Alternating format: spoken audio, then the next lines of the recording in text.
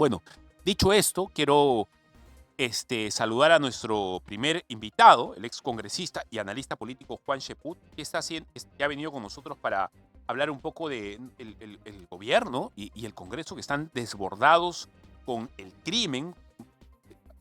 Tiene un par de ideas interesantes, Juan Cheput, que está aquí con nosotros, básicamente sobre una situación de extorsión que se ha quintuplicado en los últimos 3 años. Te cuento, Juan, ¿cómo estás? Buenos días. Fabricio, un gusto estar acá. Oye, a ver, cuéntame, ¿cómo es esta situación? ¿Qué idea tienes tú sobre esta inacción y aparente desconexión de las autoridades peruanas? Lo dijiste en un artículo sumamente interesante hace algunos días que se llama Sin voluntad de luchar contra la delincuencia. Sí, efectivamente, yo creo que en nuestro país el gran problema es político y no tiene que ver tanto con la capacidad de hacer inteligencia, de hacer actividades operativas de parte de la Policía Nacional.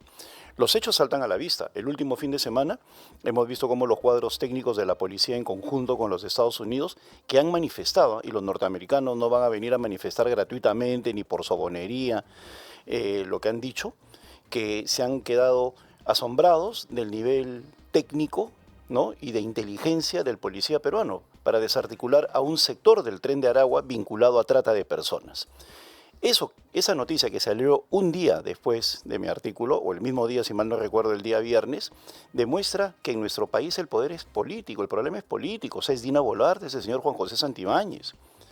¿Qué puede hacer la policía si por obligación se reúne con la presidenta y la presidenta les dice, ok, los detalles del próximo operativo, bríndenselo a mi secretario técnico, al señor Vilches, ¿no? Y la policía dice, vamos a ir a capturar al señor Cerrón a tal lugar, ¿no? Y por esas cosas del destino, cuando van a capturarlo al señor Cerrón, él no está en ese lugar.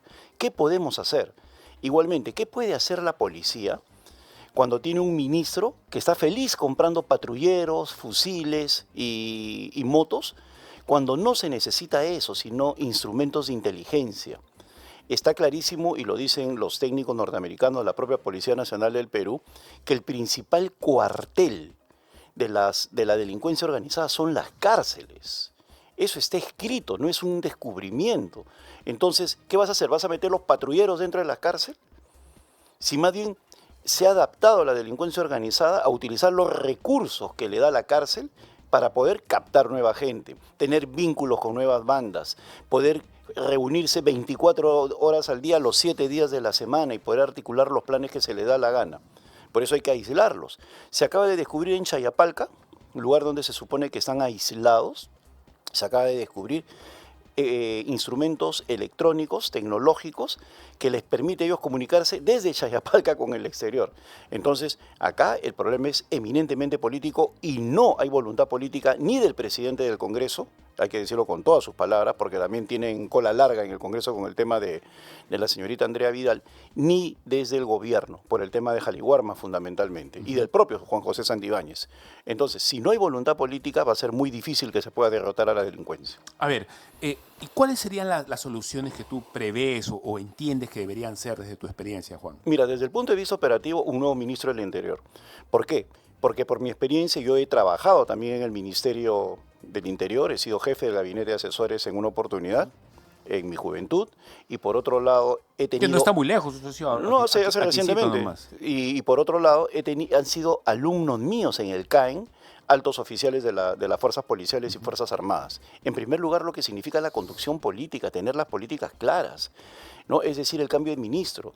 El ministro no entiende que en materia de políticas públicas en general es clave la percepción ciudadana, ¿qué siendo?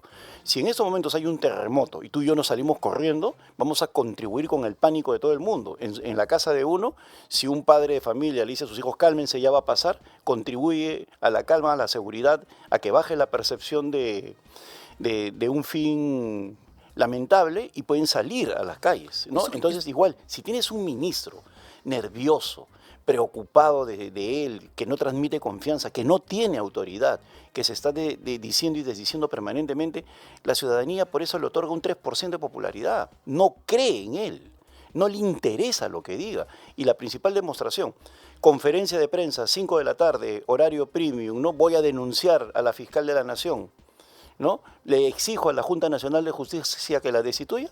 ni un milímetro en los medios de comunicación.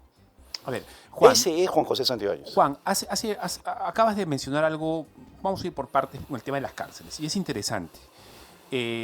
Tenemos una población carcelaria de casi 50.000, creo que son por ahí 50.000 reclusos hoy en todas las diferentes cárceles, que son un montón en el país. El otro día estuvo acá el congresista Alejandro Muñante y tuvo una idea interesante. Dijo, oye, lo que deberíamos hacer es convertir a la cárcel no en un centro de esparcimiento o en un club de reclutamiento pues, de talentos, sino deberíamos, dice él, acabar con toda la cantidad de cárceles y construir 2 o 3 megacárceles en lugares difíciles, en una puna, en una selva, que realmente sea un castigo, que nadie quiera realmente ir ahí. ¿Tú cómo crees que debería empezar a tratarse el tema carcelario? Mira, el tema carcelario tiene que verse en primer lugar con que en la sociedad de la información, del conocimiento, los muros ya no son un obstáculo para comunicarse. En segundo lugar, entender que la delincuencia organizada tiene un gran poder de comunicación, un gran poder de sometimiento, porque maneja recursos que deberían estar en manos solamente del Estado, y sobre todo la gran posibilidad de poder generar nuevas alianzas, y eso lo haces a través de la comunicación. Por eso lo que se ha hecho en otros países es aislar a los líderes y a los mandos medios, pero de manera completamente... ¿Y cómo se hace eso? Rígida, en cárceles especiales y en algunos casos en el sector privado, ¿no? Es decir, regímenes especiales en los cuales la visita sea 1 hora, una vez a la semana, que estén 23 horas del día en una cárcel, encerrados en sus celdas sin ningún tipo de artefacto ni adminículo que les permita comunicarse, ¿no? Salen 1 hora al patio, o sea, aíslas la comunicación y le dificultas el trabajo a la delincuencia. Por eso es que los carteles de la droga prefieren suicidarse antes que ir a una cárcel norteamericana, porque van a estar aislados completamente. Aquí no se da ese proceso de aislamiento. Acá las cárceles se han convertido en una especie de universidades del delito.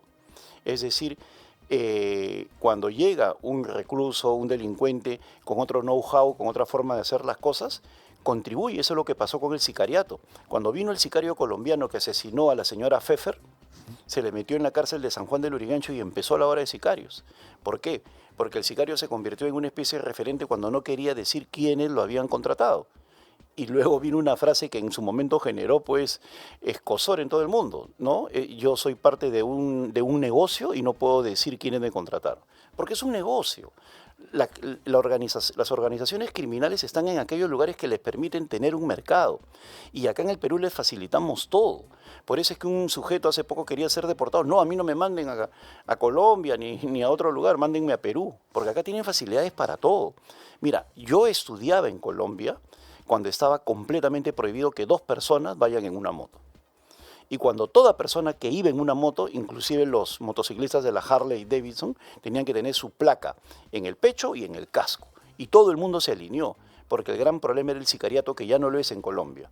Y acá, cuando se quieren ponerle las cosas difíciles a los sicarios, salen las asociaciones de moto, salen los de Harley Davidson que se pasean una vez a la semana a Ica. No, nadie quiere hacerlo y cede la policía.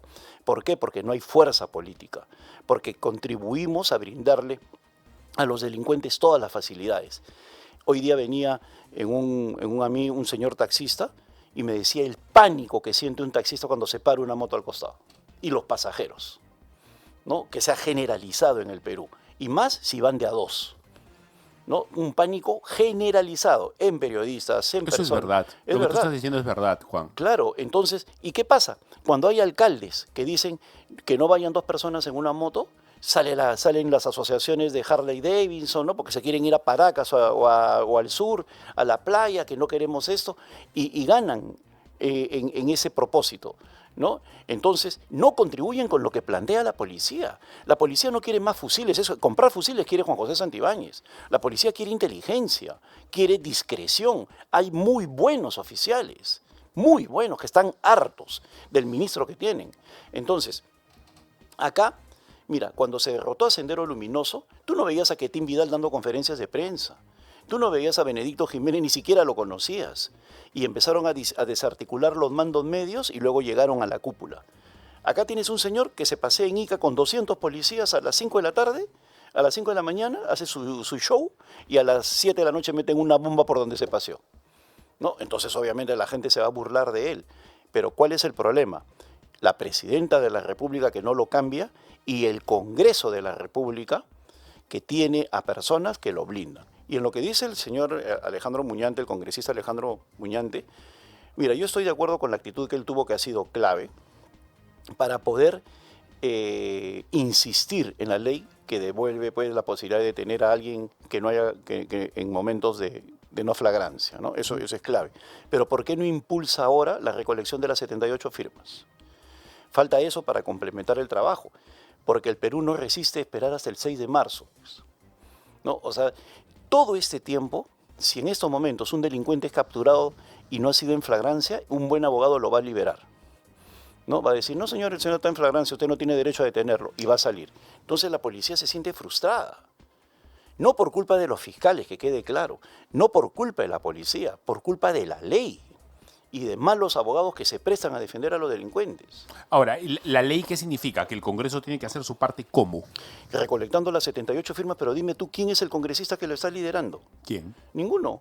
O sea, hay esfuerzos aislados, pero no hay alguien que se ponga firme. Yo no veo una conferencia de prensa de 5 o 6 parlamentarios que hemos decidido conseguir las 78 firmas. Y no sé si eso va a ser posible en este año tan electoral que va a ser, donde los congresistas van a buscar más tirar agua para su molino, a ver si el candidato de turno... Es que acá volvemos al tema de la política.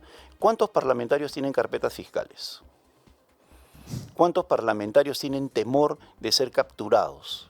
¿Cuántos funcionarios del Congreso con el tema de Andrea Vidal tienen temor de ser detenidos preliminarmente? Creo que los dedos de una mano nos sobran para decir que Por no. supuesto. Y en estos momentos, todos esos funcionarios que han mentido en el caso de Andrea Vidal y los nuevos testimonios o los videos los están desmintiendo, ¿no? Pues simplemente tienen temor de la detención preliminar. A ver, entonces no sé si la señora Dina Boluarte... Mira, a mí no me parece que la señora Dina Boluarte tenga ahorita malas intenciones.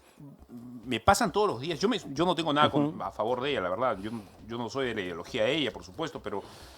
Juan, todos los días el Ministerio del Interior está agarrando gente. O sea, lo vemos. Me pasan los reportes y además aparecen en la televisión. Siempre hay una banda.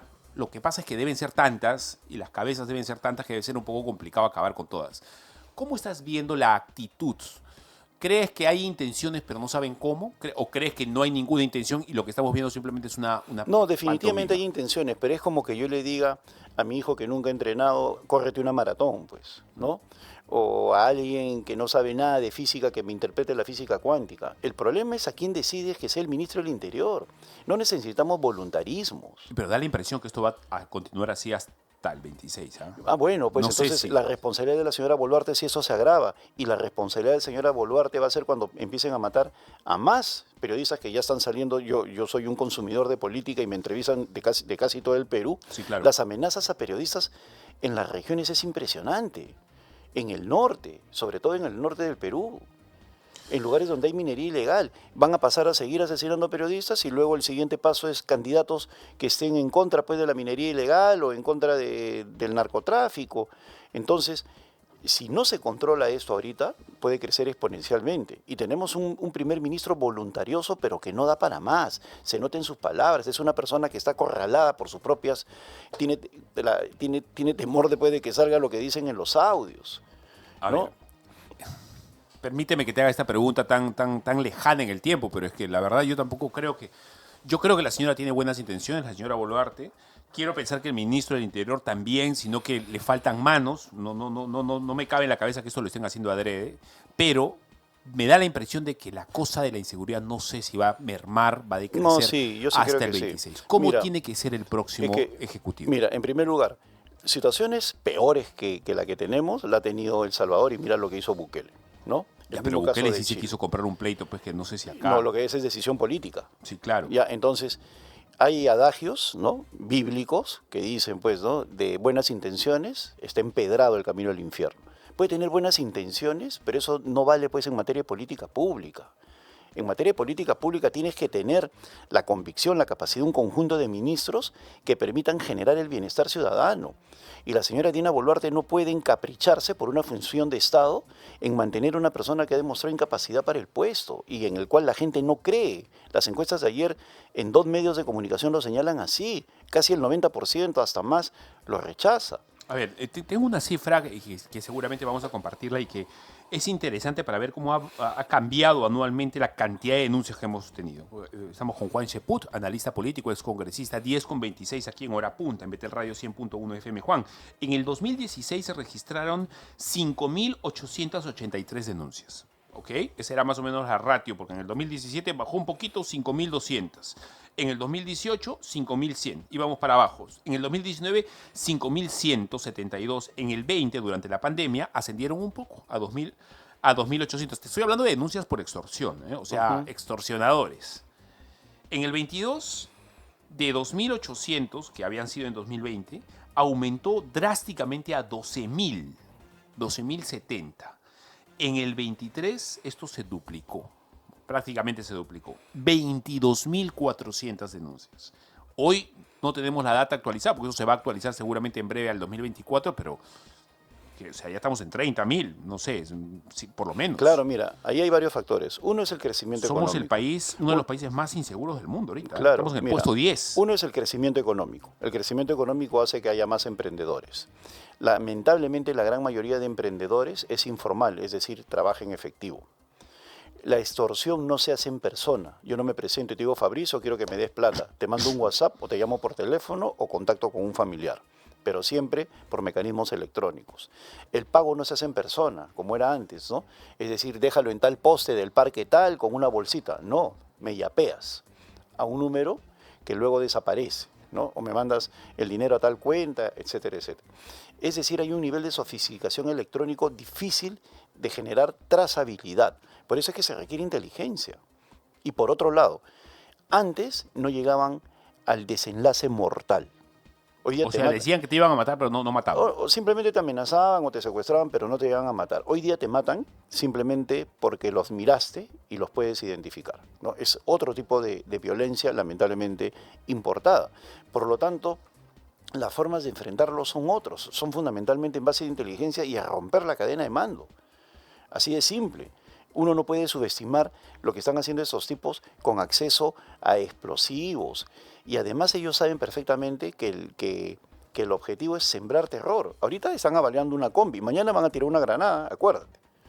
Así, van a tirar la granada y que mueran todos los que están dentro de la combi o dentro del ómnibus. ¿Qué fue lo que gatilló toda la decisión de Bukele a la hora de hacer las cosas que hizo en El Salvador, Claro, cuando siempre incendiaron ese bus con 70 personas adentro? Así es, que es lo que... O sea, estamos esperando que pase algo así para reaccionar. Por supuesto, lo que sucede, y vuelvo a repetir, la policía tiene capacidad para hacerlo.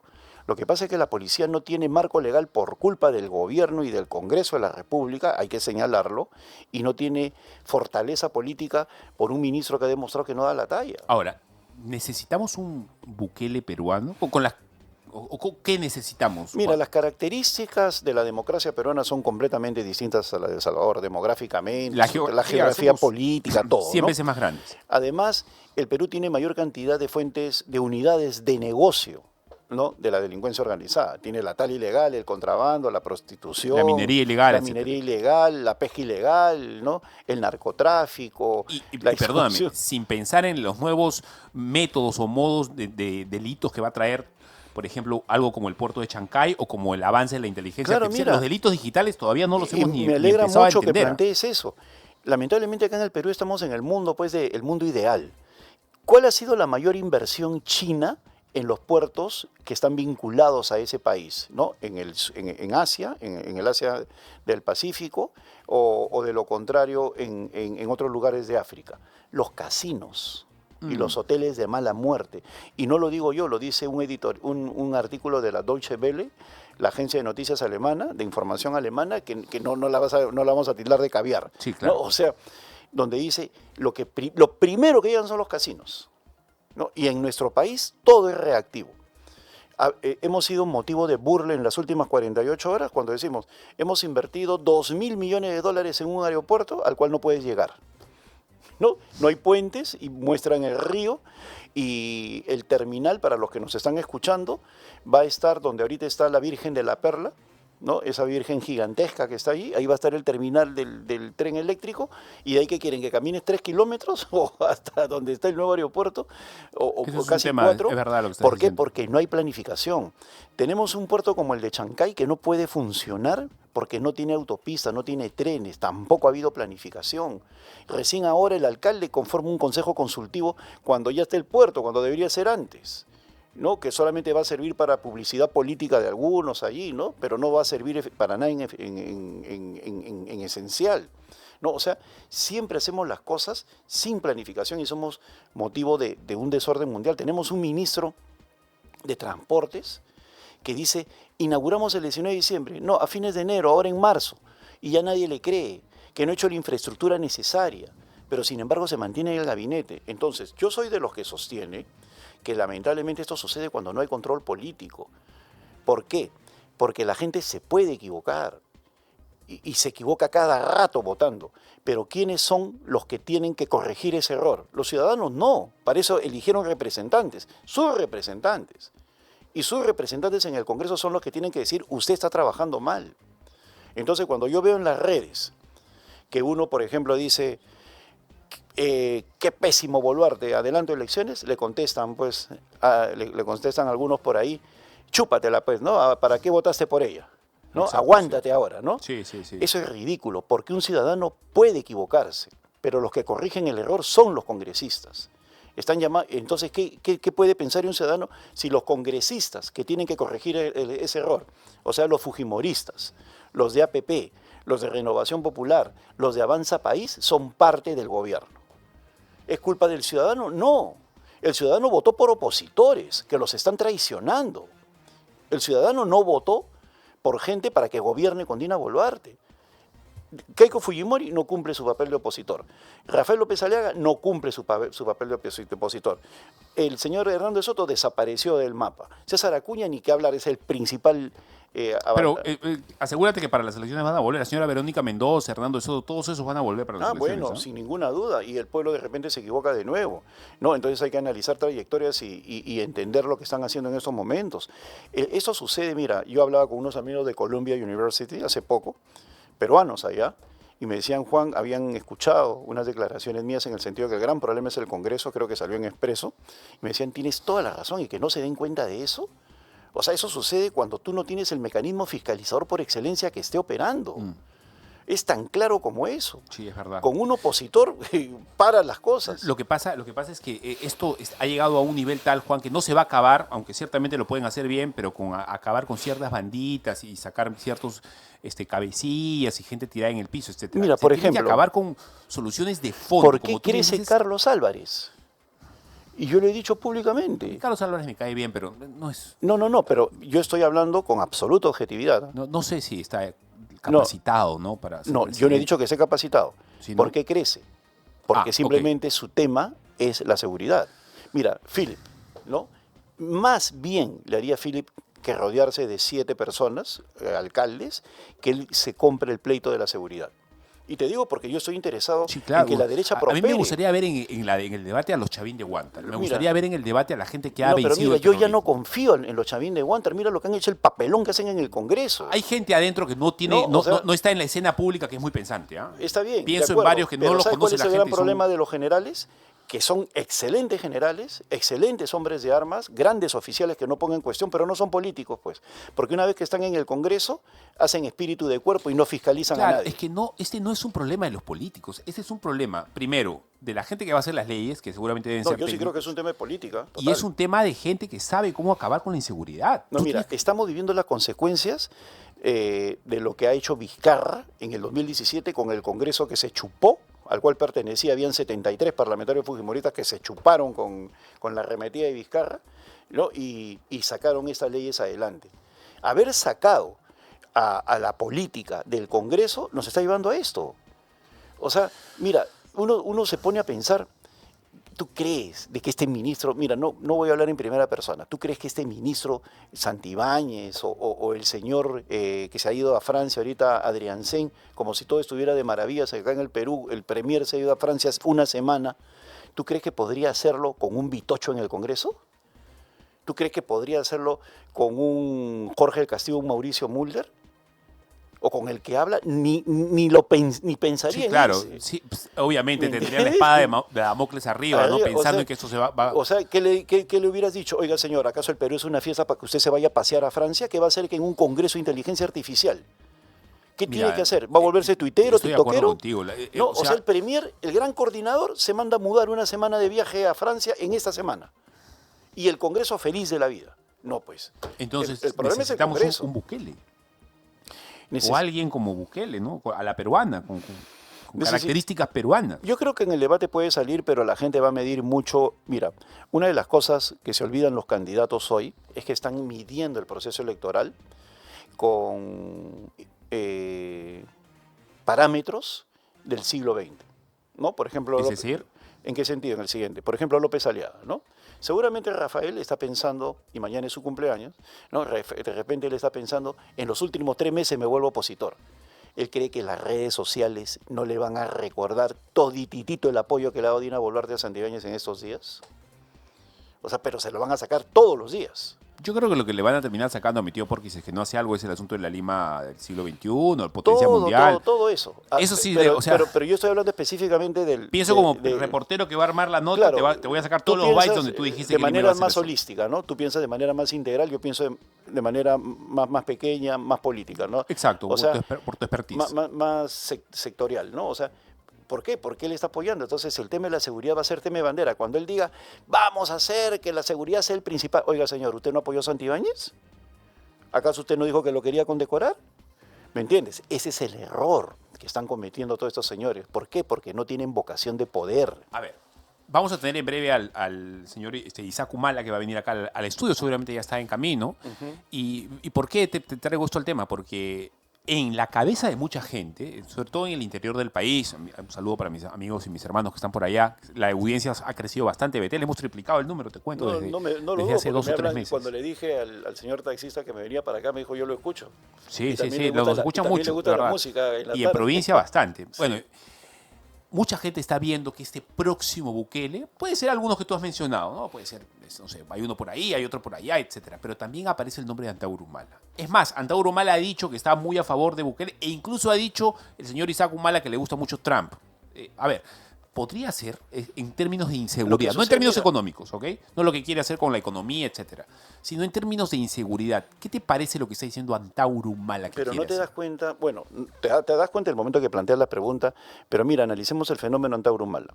Yo, por si acaso, discrepo con él de punta a punta y me encantaría, ha estado acá 2 veces y me encantaría hemos discutido debatir un montón. con él para pulverizar sus argumentos. O sea, soy de los que voy de frente al debate, ¿no? No soy hombre de combate y debate. En el caso del señor Antauro Humala, se ha antaurizado el debate o los argumentos.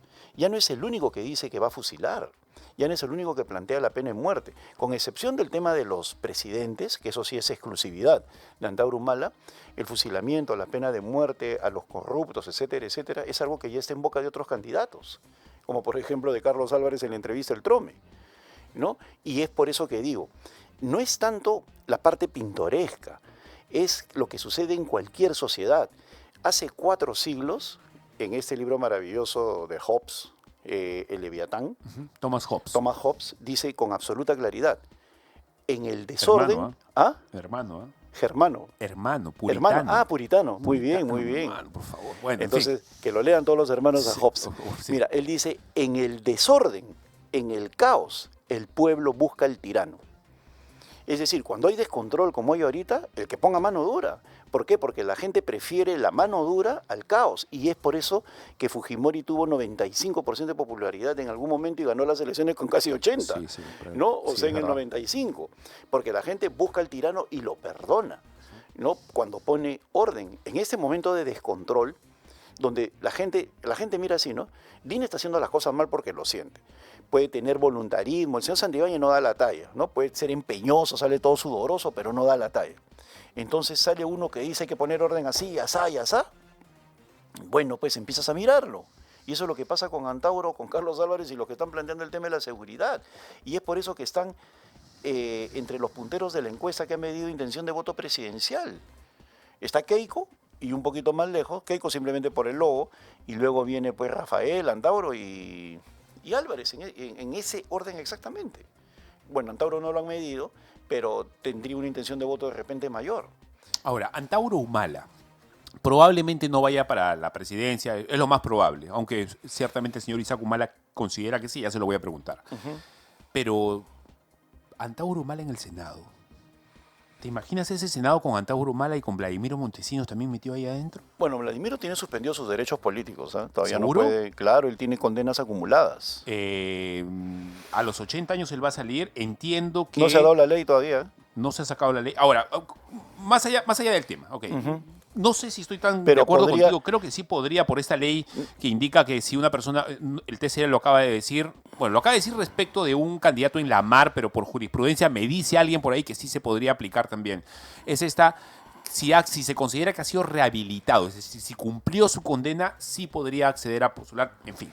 Es Ya, una mira, discusión. yo ahí sí pienso que las leyes no cambian la realidad, ¿no? Y ese es un gran problema también del Perú y lo sostengo permanentemente. Se confunde la sociedad cuando vemos abogados hasta en la sopa, ¿no? Y hay algunos programas políticos que parecen consultorios jurídicos. Y los reportajes son Todos son abogados. Y al final... todos son penalistas. Y al final la gente se raya porque pasa otra cosa distinta a lo que... ¿Por qué? Porque los abogados ven todo desde el punto Por de eso le vista hemos y invitado la a usted, que es política ingeniero. la política lo puede todo, pues, o sea...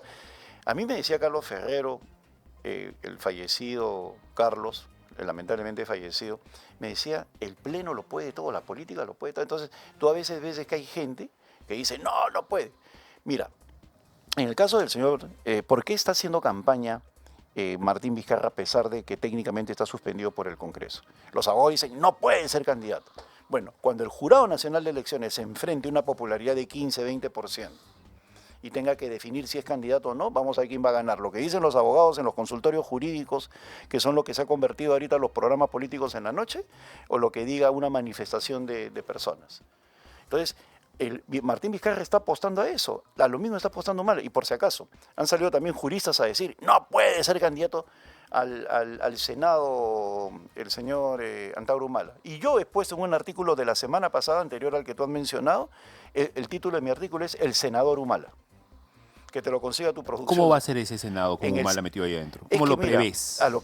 en primer lugar, lo que yo digo es que él sí podría ser candidato, porque él no es responsable de que se disuelva el partido cuando él no estaba en los plazos debidos, ¿no? Y una cosa es lo penal y otra cosa es lo electoral, ¿no? Están dentro de instituciones completamente distintas. Entonces, si él puede llevar adelante un Senado, yo creo que lo va a poder llevar a nivel regional y no nacional. Esa es la gran ventaja de los 30 senadores nacionales. Es decir, él puede entrar al Senado con los votos de Puno, Por Cusco y ejemplo, Moquegua. puede tener digamos. 3 o 4 senadores. Porque si fuera todo por regiones, sí tendría una bancada de 15 o 20. Pero como hay 30 senadores que son elegidos a nivel nacional, él puede tener una elección muy fuerte en el sur, ¿no? Una elección que si él estuviera, podría llevar a un porcentaje considerable, pero en el contexto nacional eso definitivamente va a disminuir. Juan, Pero con 5 senadores, con 6, él podría hacer mucho, ¿no? Sin ninguna Juan, duda. ¿a quién más ves tú para el Senado que están fuertes? ¿En materia de partido o de Sí, personas? sí, como personajes, digamos, como nombres. Para el Senado, por ejemplo, a Víctor Andrés García Belaúnde, yo creo que es una persona... El problema es que si tú te pones a pensar en figuras nacionales, encuentras 3, 4 o 5 nada Quizá más. Mulder, por ahí. No sé si tú vas a ir al Mauricio, Senado. yo ¿quieres voy al postular? Senado. Bueno, también. tú eres uno de ellos, no sé. ¿A quién más me imagino? La señora Marta Chávez, si es que quiere, no sé. El Fujimorismo Claro. tiene un bolsón No, todavía ahí. definitivamente ellos también tienen, en el Fujimorismo, yo creo que Marta es una de las personas, pero la gran ventaja del Senado Nacional es que la votación es completamente distinta y le pasó a Paniagua en el año 2000. En el año 2000 la elección fue por distrito electoral único, es decir, de todo el país, y Paniagua sacó una cantidad considerable de votos. Había un congresista, el Coscoruna, le decían en el Cusco, ahorita me acuerdo, que había Aldo Estrada, había sido alcalde Muy querido, Daniel, además. Daniel Estrada. Daniel Estrada, sí, claro, muy había sido querido. alcalde. El expresidente del Cienciano también. Así es, mira, él a nivel nacional sacó una votación considerable en el año 2000 como, congresista nacional. Y cuando la elección del 2001 fue por región, por departamento, casi no ingresa al Congreso. Por eso te digo, Antauro a nivel nacional es una cosa y a nivel regional es otra. Yo creo que el potencial de él va a ser regional con excepción de él, o sea, de sus candidatos, y es eso lo que vuelve interesante la elección al Senado, que tú tienes 30 nacionales, que no hay mucha gente, y que son los que verdaderamente van a ser, dicho sea de paso, las locomotoras de los partidos. Ahora, para terminar, Juan, de esos 30 no sé si todos van a ser conocidos cuando veamos la lista final. No, ahí vienen los arrastres. Pues. Hay mucho, yo creo que dentro de los 30 que tú estás mencionando va a haber gente que ni entendemos ni conocemos. No, por eso. Y no sabemos ni qué pensamiento van a tener. Hay gente que tiene grandes egos, que son candidatos presidenciales, y yo he bajado con ellos en el avión y nadie los conoce. O sea, los egos se van a derrumbar, pero por completo, ¿no? Sí, entonces, yo lo que creo es que ahí van a venir los arrastres, y por eso lo que hace interesante, y no lo están viendo los partidos todavía, es que lo que va a marcar la diferencia, y va a tener como locomotoras de apoyo, si queremos metaforizarlo así, son los candidatos al Senado en términos nacionales. Ellos son los que van a marcar la diferencia. Cierro con esto, porque me quiero conocer tu opinión. Hay un detalle que ya le están mencionando a Donald Trump después de todas las cosas que ha hecho, las órdenes ejecutivas que ha firmado, etcétera. Mucha gente está diciendo, oye, ese señor no es de derecha, ese señor no es de izquierda, ese señor es un nacionalismo a la americana, digamos. No. Ya varias gente lo está diciendo así. Incluso por ahí hay voces que están diciendo es un hombre que está entendiendo pues, lo mismo que entiende Antauro Humala para el Perú, es lo que a la americana, a la norteamericana, en algún sentido quiere hacer Donald Trump. Mira, están completamente equivocados y voy a señalar lo siguiente. Donald Trump está representando el hartazgo del mundo, del pueblo de Estados Unidos, en relación a la filosofía woke. Los caviares. ¿No? Los caviares, los progresistas. ¿Por qué? Porque todo llega al hartazgo. Y recomiendo públicamente el extraordinario artículo que ha salido ayer en El Mundo, de Pérez Reverte, de Arturo Pérez Reverte, el gran escritor, un crack, ¿no? Lean cualquiera de sus novelas, no hay pierde, que se llama La estupidez, ¿no?